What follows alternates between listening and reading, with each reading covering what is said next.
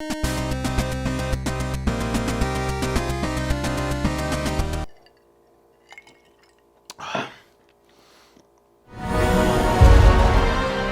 Bionicle 2 Legends of Metro Nui came out on VHS and DVD in 2004. It's a prequel to the first one. And listen, every time I say the word VHS, I feel I get insanely close to doing like the old man, like, ooh, let me explain VHS to the kids in the room joke. I'm better than that, and I think you're better than that, so let's all just be better than that, all right? Let's leave the dad jokes at the door with the dads, and then let them all freeze in the snow, why don't we? So like the other one, this one starts with Vakama telling a story. This time he's telling a story about his own past. So it takes place on an island called Metro Nui. It's not Matanui, it's like got way more like technology and stuff. So this one starts with a Toa named Toa Lecon, which I think you could buy him, but like he was like one of the more expensive like cardboard box sets because he came with like a rhino kangaroo thing. But he's going from section to section because this island does the same thing. We're like, oh, well, everyone who's good at water is in the water area. Okay, so Toa Lecon gives these 6 Matoran just a rock that gives them superpowers. Those Matoran's name were Vakama, like the Turaga, Wanua, Nuju, Matau. Oh, Jesus, I didn't come up with joke names for these, so like I'm just saying them out loud.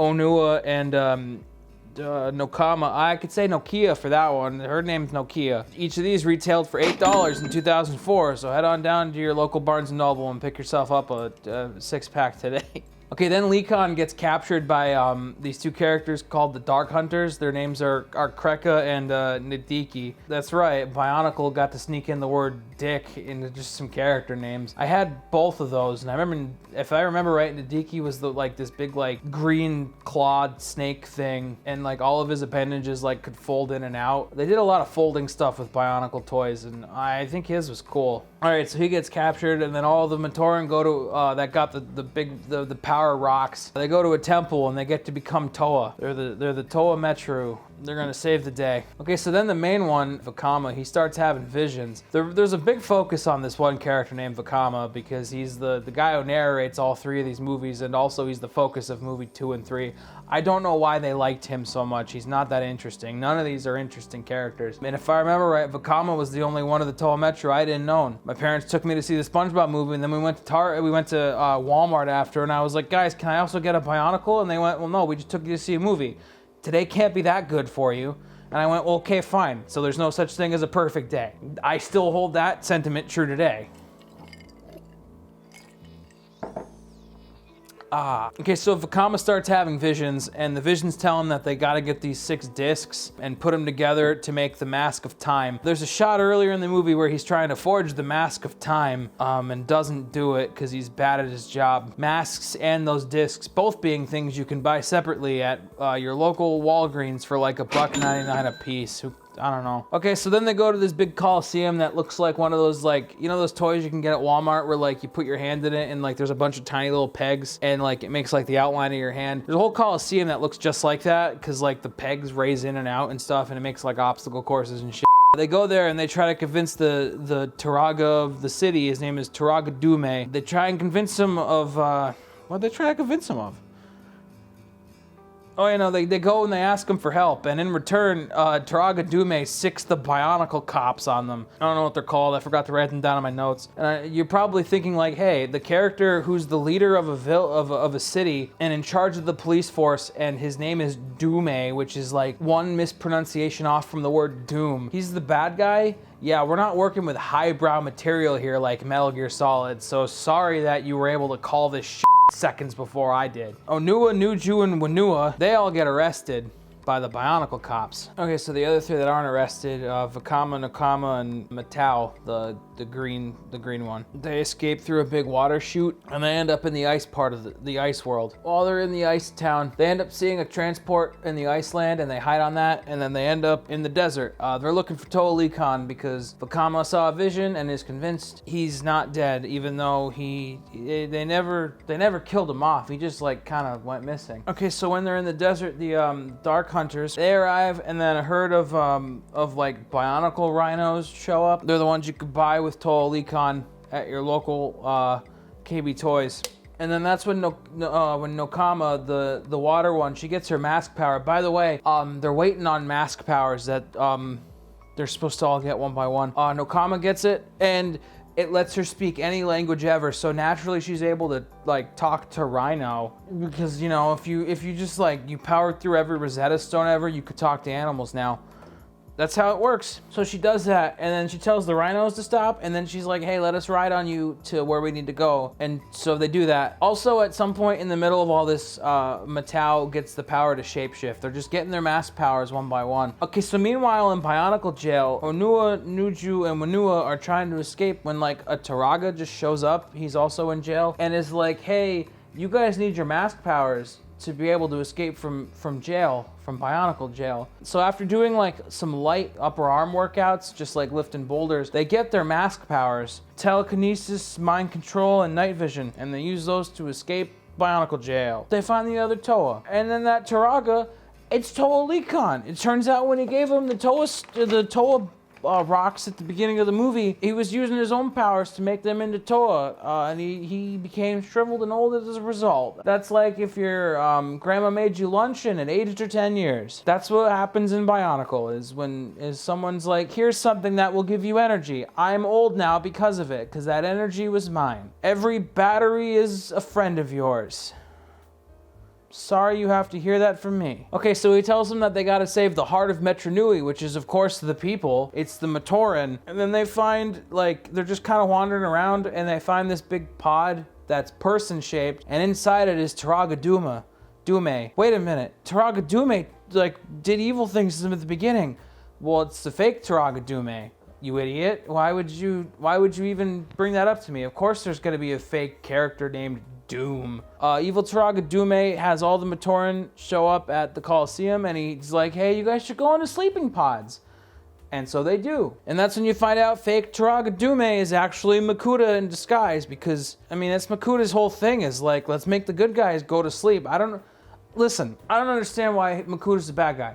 I get like 2.5 hours of sleep every other week. And if a man came up to me and said, hey, my entire goal is to make you sleep more, and as long as he's not the My Pillow guy, I'm not going to consider him a villain. If it is Mike Lindell, the My Pillow guy, I might have some issues. I might have some qualms with his methods. But if it's anyone else and they're like, hey, my entire goal is to just help you sleep more, I'd go, cool, thank you. How would I ever consider you a villain if you have my best interests at heart? But Makuta's the bad guy. Now that the Matoran are asleep, they're the heart of Metronui, and Matanui, the god, is the one in charge of Metronui, so now Matanui is asleep. Makuta did it, we did it, woo. So the city starts crumbling to shreds. I didn't write in my notes why. Okay, so they've got the great discs at this point, and Vakama takes them all and just kind of like shoves them into each other, and they turn into the Mask of Time, which is what Makuta wants because it's powerful. He doesn't say what he wants it for, he just wants it because it lets him control time, help his brother sleep forever, because he's in charge of time, and forever is a metric of time.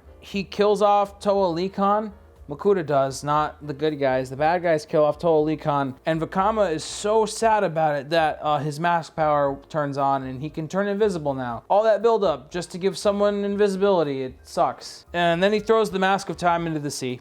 That's it. Whole plot line's over. Goodbye. All of the Toa Metru show up and they seal Makuta in like a prison of Bionicle goo. Okay, fine. In a prison of Protodermis. They seal him in a prison of that with the power of friendship. They just kind of put their hands together and go, we can stop you together. And then they stop him together. And then they take all of the pods with Matoran in them and they leave Metronui and they end up on the island of what ends up becoming Matanui. They use their Toa powers to wake them up because Makuta had them asleep, and that turns them into Taraga just like Toa Likan, because using your powers for anything other than just punching things, I guess, turns you into an old man. Sorry that has to be that way. Okay, so all the Matoran are awake on Matanui. That's how they got to Matanui for the first movie. There's a Matoran whose mask is like broken, and so they give him Toa Likan's mask, and that ends up being Jawler from the first movie, because it's the same mask. I only assume that Jawler and Takua show up in this scene because they had like 5 character models to work with.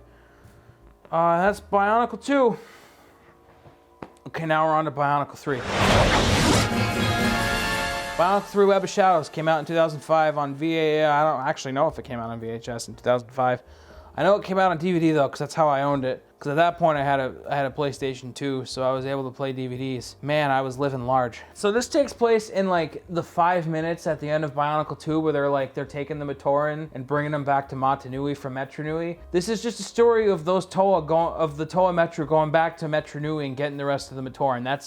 That's this entire movie. It is so remarkably low stakes, considering it takes place in like the 5 seconds of the second movie between the end of Act 3 and the beginning of the epilogue. Like, it is like, who gives any kind of a shit that this happens. Makuda's still frozen, by the way, because again, seconds have passed. Not enough time has passed for anything to have changed. Anyway, the entire island has changed. Some spiders have taken it over. They're called the Vizirac. Ooh, Invisalign braces. They're the Invisalign horde. It's just an entire swarm of braces just attacking people. Ugh. Oh, Teeth Monster activates my fight or flight. I hate that. Vizirac are controlled by a king and queen called Sidorak and Rudaka. Okay, so the Toa Metru get captured and put into cocoons, and then they get injected with poison, and that turns them into the Toa Hordika. The Toa Hordika retailed for $9 a piece in 2005. So head on down to your local. Jesus Christ, what would that be in 2005? Head on down to your local Sears, and after you leave Sears, go to the Toys R Us next door and buy yourself some Toa Hordika. They got Beyblade spinners on their backs. They got like hunchbacks, and those hunchbacks give them Beyblade spinners. I remember the Bionicle, like the splash, like the info page on the back of the toy canisters would say like, hey, they reach up to 50 feet. Listen, I remember as a kid measuring out 50 feet, and then those Toa Hordika spinners getting like maybe halfway there. Don't believe every word you ever read on the back of a Bionicle canister, kids. If that's the only take, first off, don't show this to your kids. But if there's ever a lesson learned from this dumb video project where I get drunk and regurgitate plots from my childhood toys, that should be the takeaway: is that Bionicle canisters will only ever lie to you. It doesn't matter how many times you vote for them. They get transformed into the Toa Hordika, then they get dropped out of their cocoons to fall to their deaths. By the way, the king and queen have like taken up residence in the old Metru Nui Coliseum, so it's like a big tower now. They get rescued by these little flying things that end up being called the Rahaga. They're sort of like Turaga, but it's never explained where they come. Ow. Hit my hand on the table.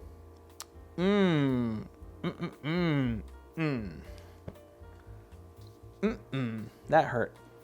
Yeah, it's never explained where the Rahaga come from. They're just there. The lead one's called Norik. The other ones, I think, get names too. And he tells them they gotta go find a person named Kitangu, because Kitangu is the one with the power to turn them back into the Toa Metru. Kitangu is like a hermit Bionicle. He's not a hermit crab. I owned Kitangu because I remember specifically I could never figure out a way to fit him back in the box. He was the big yellow one. There's a part in this movie where one of the spiders is talking to Queen Rudaka, and Queen Rudaka goes, "You mean the Rahaga?" And then it immediately cuts to the Rahaga talking about Kitangu, and so you just hear Rahaga and then Kitangu. Rahaga?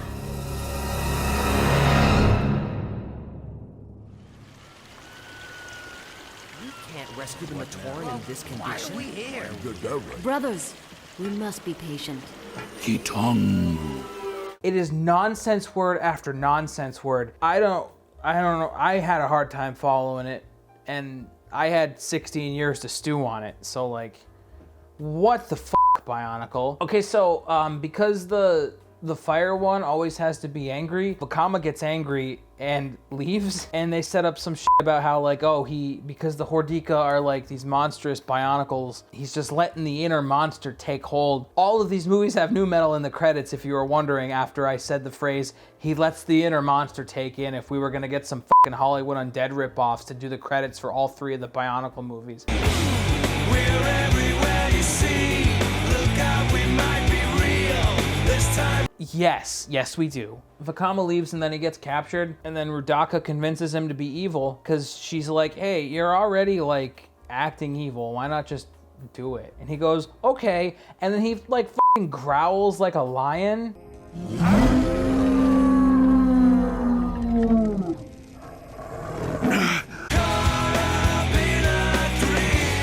Okay, so then Vakama, in the middle of the night, goes back to where his friends are, and he beats up every single one of the Rahaga and kidnaps all of them except for Norik. He leaves Norik there just to be like, just like as an example of like, hey, tell your friends that I'm evil. Do it. And he does that. So because of that, because he's got the 5 Rahaga, King Sidorak makes Vakama leader of the Vizorak spider horde. After Norik got beaten up, he's like, no, we really got to find Kitangu. It's super important to find Kitangu, because if we don't find Kitangu, then everyone's going to become like a horrible, evil monster, just like Vakama. It's going to be a very long and arduous, painful quest to find Kitangu. After a montage, they've immediately found Kitangu, and Kitangu just agrees to help. Okay, so now the 5 Toa, they go to the Coliseum and they start fighting the Vizorak. There's a part where they use their spinners as like jetpacks. The toys didn't work like that in real life. And Matau, the leaf one, he confronts Vakama and he's like, hey, I'm sorry, I was a dick sometimes. And then Matau almost falls off a building, which makes Vakama not evil anymore. So Vakama's back to not being evil. We did it, everybody. Queen Rodako betrays Sidorak because she's always been evil and always been planning to betray him. And then Sidorak gets crushed to death by Kitangu. Where am I?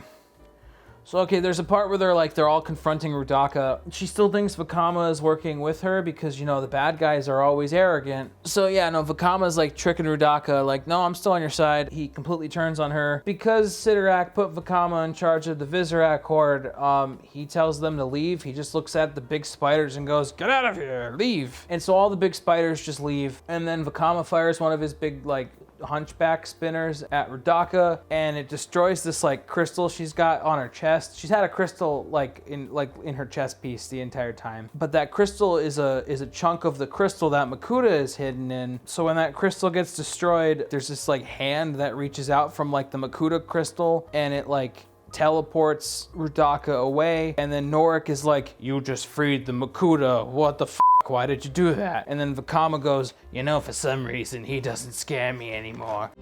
For some reason, he doesn't scare me anymore.